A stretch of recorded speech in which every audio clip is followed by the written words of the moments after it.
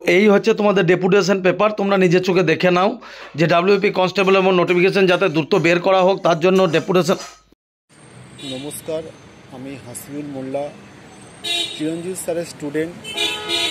স্যারের ডেপুটেশনেতে আজ আমি আরক্ষ ভবনে এসেছি।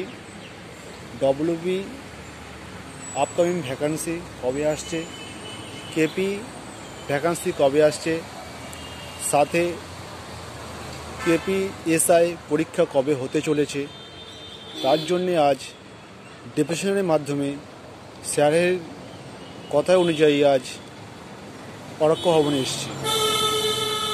আমাদের মূল উদ্দেশ্য হলো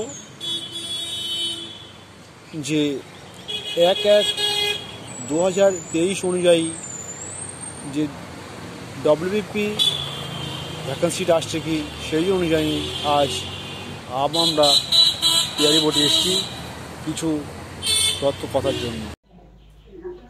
নমস্কার, আমি তোমাদের Chiranjit sir, target 100 in government jobs YouTube চ্যানেলে তোমাদের সকলকে স্বাগত জানাই। আজকে ডেপুটেশন ছিল, আজকে আমার স্টুডেন্টদেরকে ডেপুটেশনে পাঠিয়েছিলাম এবং ডেপুটেশনের ফলাফল কি হলো তোমরা একটু ভালো করে বলে দিই। যে তোমাদের সামনে যেটা 12,000 নতুন ভ্যাকান্সি এবং যেটা কেপি 3,500 এতদিন ধরে অস্পষ্ট হিসাবে ছিল, তোমাদেরকে বলে দিচ্ছি যে তোমাদের ভ্যাকান্সি ওখান থেকে পরিষ্কার করে বলে দিয়েছে জানুয়ারি মাসের মিডিলে বেরোবে, অর্থাৎ তোমাদের দ্বিতীয় সপ্তাহ, জানুয়ারি মাসের দ্বিতীয় সপ্তাহে কিন্তু বেরোবে। আর কিন্তু কোনো রকম ভাবে ডেট পেছাবে না।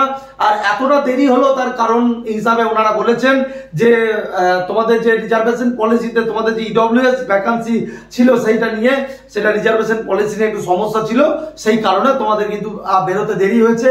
এবং আনফরচুনেটলি আরেকটা খারাপ খবরও রয়েছে যে এজ কিন্তু যদি জানুয়ারি মাসে যেহেতু বেরোবে, এজ কিন্তু 1/1/2024 হিসাবে নেবেই, ঠিক আছে, এরকম কিন্তু বলে দিয়েছে। আর তোমাদেরকে আরেকটা কথা বলছি যে যারা কিন্তু পড়াশোনা কেউ করছো, এবার কিন্তু একদম ঠিকঠাক ভাবে পড়াশোনা করো, কারণ কেপি ডাব্লিউবিপি উভয় একসাথে কিন্তু তোমাদের বেরোবে। তো লাগভাগ তোমাদের 16,000-এর কাছাকাছি ভ্যাকান্সি বেরোবে বলে কিন্তু ওখান থেকে কিন্তু জানানো হয়েছে। তো সেই জন্য